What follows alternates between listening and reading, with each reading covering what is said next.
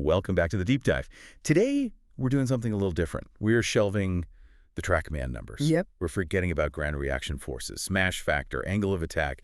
We're not even going to talk about course management, not in the traditional sense anyway. No. We are talking about the single most dangerous piece of equipment in your bag. And before you guess, no, it is not your 60-degree wedge. No, it definitely isn't. Though that has done some damage in its time, it's the pencil. The pencil, that little yellow stick with the eraser that never, ever works. We're diving into a forensic analysis of a moment that, honestly, makes me sweat just thinking about it. We're going back to the 1997 Argentine Open. This is the ultimate case study. Yeah. It's the incident that, every rules official studies in their certification, and frankly, every serious golfer club pro, touring pro, elite, amateur, you need to understand this in your bones. Why? Because the premise is just terrifying. You haven't actually won the tournament until the paperwork is approved. That is the hook right there. You can have a ball striking of a god, you could have put the lights out for 4 days, but if you lack what we're calling administrative diligence, you are going home with absolutely nothing. Right.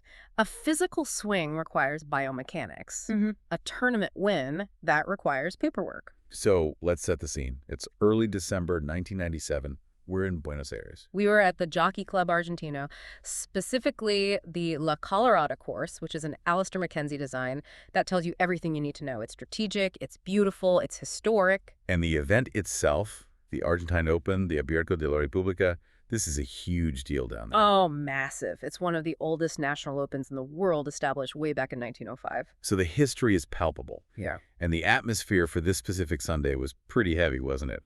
The locals were desperate for a win. It was electric. The Americans had really been dominating the event through the 90s. You had Craig Stadler winning, Mark Calcavecchia, Mark O'Mara. The Argentine crowd is passionate, they are loud, and they wanted a homegrown hero. And they had two absolute legends in the mix to do it. They did. You had Eduardo El Gato Romero, the cat. Huge driver of the ball, just a powerhouse, a national icon. And then Vicente El Chino Fernandez, the technician. The seasoned veteran, the guy who just never makes mistakes. Until he does. Right.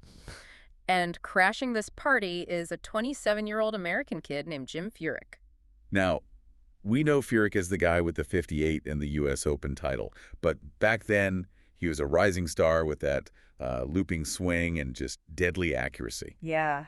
So our mission today is to explain exactly how a simple clerical error on the first tee erased an entire 72-hole performance, handed the trophy to Furyk without a playoff, and why every single person listening needs a specific scoring area ritual. Because if it can happen to Romero and Fernandez, who had played, thousands of professional rounds between them? Oh, easily. It can absolutely happen to you in your next monthly medal. Okay, let's get into Section 1, the timeline. It's Sunday, the final round. Romero and Fernandez are paired together. Now, most of our listeners are serious golfers. They know how a marker works. But just walk us through the specific vulnerability here on the first tee. So in stroke play, under the rules of golf, you're strictly forbidden from keeping your own official score. The committee appoints a marker for you. In a two-ball pairing like this, it's simple. Player A marks for player B and vice versa. That's a checks and balances system. Exactly. It's designed to protect the integrity of the field. So physically, Romero is supposed to be holding the card that says Fernandez at the top. And Fernandez holds the card that says Romero. Correct. That's the standard procedure. And this is where the disaster starts, right there on the first tee. The starter hands out the cards. Usually, yeah? Here is your card for Mr. Romero. Here is your card for Mr. Fernandez. But somewhere in the chaos, maybe the handoff was messy, maybe they were distracted by the announcer, the applause, the physical documents get swapped back, or they just never exchanged them properly to begin with. Which means Romero is holding the piece of cardboard that has Vicente Fernandez printed right on the header. Yes. But here's the psychological trick. Romero thinks it's his own card. Or maybe he thinks he's acting as the marker, but, and this is where it gets really messy, he starts writing his own scores on the card he's holding. Okay, let's be super clear on that. Romero is holding the card with Fernandez's name on it. He makes a 4, he writes down 4. Correct. And Fernandez is holding the card with Romero's name on it. He makes a 4, he writes 4. So they're keeping their own scores just on the wrong cards. They've bypassed the entire mechanic of the marker. Exactly. They think they're just tracking the game, but the protocol is already broken. Okay, so they go play the round. The golf is spectacular. Jim Furyk posts a 275, 5 under par. He's in the clubhouse, waiting. And Romero and Fernandez, they also finish at 275, 5 under. The gallery is going absolutely nuts. Mhm. We are looking at a massive three-way sudden death playoff. Two Argentine legends versus the young American. Everyone is preparing for extra holes. The players walk off 18. They're tired. Adrenaline is just pumping. They head into the scoring tent. And this is where the crime, so to speak, is actually committed. It is. They sit down. They go through the numbers. Hole 1, we both had 4. Hole 2, I had a 3. The numbers, hole by hole, they're correct. They verify the map. But they miss the one thing you were supposed to check before you even look at a single number. The name, the header on the card. Romero signs the card he's holding. But remember, that card has Vicente Fernandez printed at the top. So Romero signs the marker's signature slot on a card that is technically Fernandez's official record. Oh, this is giving me a headache. And it gets worse. Because they wrote their own scores, Yeah. the card labeled Fernandez actually contains Romero's scores. So let me get this straight. The card labeled Romero has Fernandez's scores on it and is signed by Fernandez. And the card labeled Fernandez has Romero's scores, signed by Romero. You got it. It's a complete mess. So neither player has provided a valid signature on the official scorecard issued for their own name. And neither has had their score attested by a marker. Precisely. They leave the tent. They think they're heading to a playoff, probably discussing what club to hit on the first playoff hole. Then the officials do their standard validation check. Right. They have to certify the playoff participants. They pick up the cards, and they see it immediately. The signature doesn't match the competitor's name printed on the card. That is just a stomach-dropping moment for a rules official. You realize you have to disqualify the two national heroes. It's the worst feeling in the world. But the rules are binary. They're black and white. Both Romero and Fernandez are disqualified immediately. Just like that. 72 holes of brilliance. Gone. Gone. Jim Furyk is declared the winner by 3 strokes over the next guys. Chris DeMarco, Tim Hegna, Matthias Grönberg. Furyk takes the title and the $70,000 prize. And he didn't even have to hit a single shot in the playoff. He won on paperwork. Let's move to Section 2 and really explain the rule, because I want to push on this. It feels incredibly harsh to the average listener. Everybody knew what they shot. The TV camera saw it. Furyk knew it. Why is intent totally irrelevant here? This is the core philosophy of the rules of golf. Strict liability. Golf is a self-officiating sport. The scorecard isn't just a record, it's a contract. It is the player certifying to the entire field, this is what I did. The committee can't accept, well, I meant to do it differently. So it's not about whether you actually shot 70. It's about whether you submitted a valid legal document claiming you shot 70. That's it, exactly. Under the 1997 rules, specifically Rule 66B about signing and returning the card, there are 2 fundamental duties. The marker has to check the score and sign. The competitor has to check their scores, make sure the marker signs, sign it themselves, and then return it. And the breach here was everything. Yeah, pretty much. By signing the wrong physical cards, they failed to sign the scorecard assigned to them. So effectively, they returned cards that were not properly attested. It's a catastrophic failure of protocol. And technically, since the card attributed to Romero had Fernandez's scores on it, the hole-by-hole scores were wrong for the named player too. That's the nail in the coffin right there. Which leads us to Section 3. The penalty structure. Why DQ? Why not just a 2-shot penalty or something? It comes down to what's called administrative finality and a clear hierarchy of errors. Rule 662 lays it out perfectly. Okay, walk us through that hierarchy. Right. So if you sign for a score higher than you actually took, say you made a 4, but you signed for a 5, the higher score stands. You get penalized for being sloppy, but you stay in the tournament. Fair enough. You only hurt yourself. Exactly.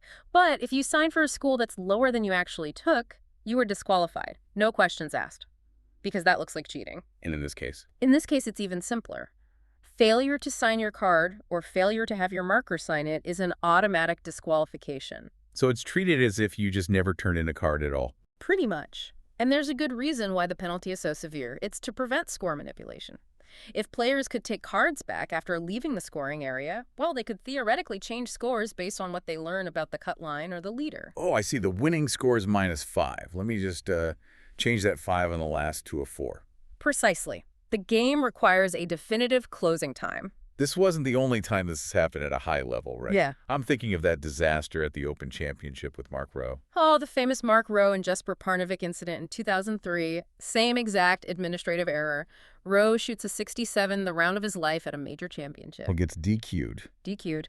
Because they didn't exchange cards. Rowe called it a comical error, but he accepted it. He said something great. He said, "The rules are there to protect the game's history." Which is an incredibly classy way to handle getting kicked out of a major. Unbelievably classy. Okay, this brings us to Section 4, which is maybe the most important part for our listeners who play competitively. The difference between fixing it before versus after. The magic line. The definition of returned. This is so critical. In professional events like this one, the card is considered returned to the committee the moment the player physically leaves the designated scoring area. That's usually a tent, a little trailer, or just a part of the clubhouse roped off with some yellow tape. Right. So let's run scenario A. Romero and Fernandez are sitting at the table. They've signed the cards. They're about to stand up. But suddenly Romero looks down and says, "Wait a second, Vicente, this header, it has your name on it." They are still sitting at the table. Inside the ropes. Totally fixable. Right. 100%. As long as they're inside that area, they can just ask the official for 2 new blank cards. They transcribe the scores, sign the correct ones, hand them in. And the result is? No penalty. Valid. 275. They go to the playoff. So the error itself isn't the penalty. The penalty is leaving the tent with the error. That's it, exactly. Now, scenario B. They sign the wrong cards, they stand up, they walk under that yellow rope and exit the tent to go talk to the media. Game over. Game over. The second they cross that boundary, the document becomes the property of the committee. Under the 1997 rules, no alterations could be made. The error is terminal. I have to mention, though, that has softened a little bit recently, hasn't it? It has, and it's worth noting for the modern player.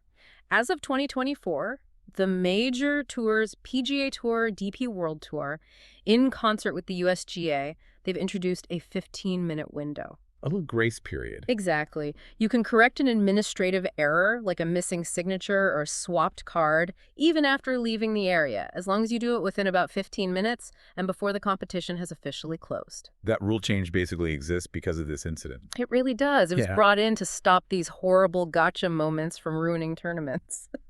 It's an admission that, maybe disqualifying a guy for a paperwork error when everyone knows he shot 65 isn't great for the sport. But, and I'm guessing this is a very big but, It's a huge but. Do not rely on that. You do not want to be the person arguing with an official about whether it's been 14 minutes or 16 minutes. And not every club championship has adopted that local rule. You have to get it right at the table. Okay, let's pivot to Section 5, the prevention routine.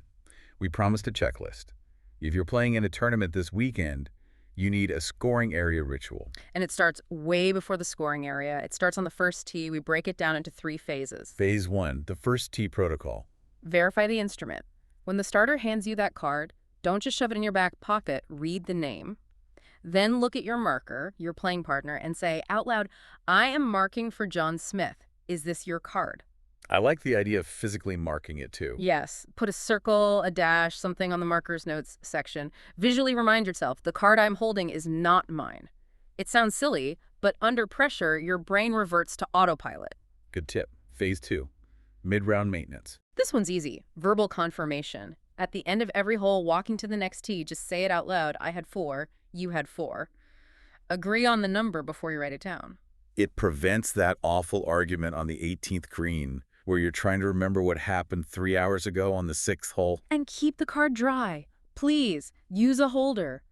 A wet, smudged card leads to confusion, and confusion leads to mistakes. Okay, here's the big one. Phase 3, the scoring area ritual. This is where Romero and Fernandez lost the tournament. Treat the tent like an office. You are not at the bar yet. Don't order a drink. Don't check your phone. It's a mental reset. What's the very first thing you check? The name first. Check. Before you look at a single number, look at the header. Am I holding my partner's card? Then do the cross-read.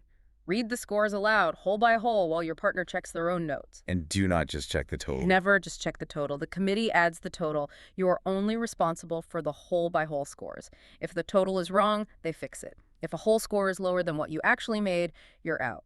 Then, the 2-person verification. Make sure the marker has signed and the competitor has signed. 2 signatures. Look for 2 distinct scribbles on the card. And finally, the wait and see. This is the pro tip. Do not leave that defined area until the official has scanned the card or looked at it and given you the thumbs up. Stay inside the tape until you get the nod. Stay inside the tape. Don't rush to the clubhouse. That extra 30 seconds could save you from a disqualification.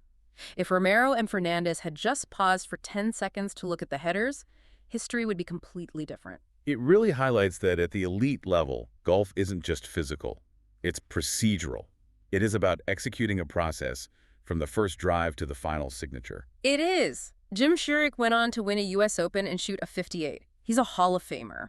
But it's wild to think that one of his early springboard wins came because two legends forgot to read the name on a piece of paper. There's a bit of a redemption arc here for the Argentines, though, isn't there? There is. Vicente Fernandez, he eventually won the Argentine Open again in 2000. Oh, that's great. And, poetically, he beat Eduardo Romero in a playoff to do it. No way. That is almost too perfect. I know. And I guarantee you, when they sat in that scoring tent in 2000, they checked those cards 5 times before they even breathed. They probably checked the font size on the header. I bet they did. Yeah. So let's wrap this with section 6.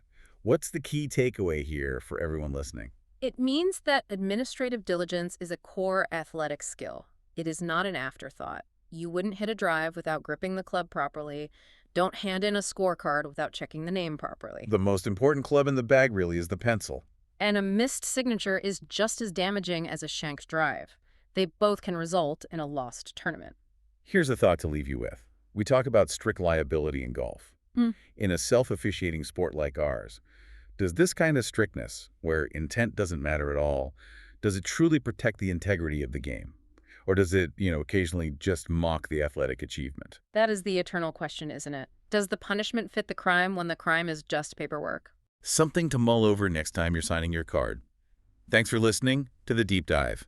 Implement that ritual, keep your pencil sharp, and we'll see you next time. Verify your cards, everyone.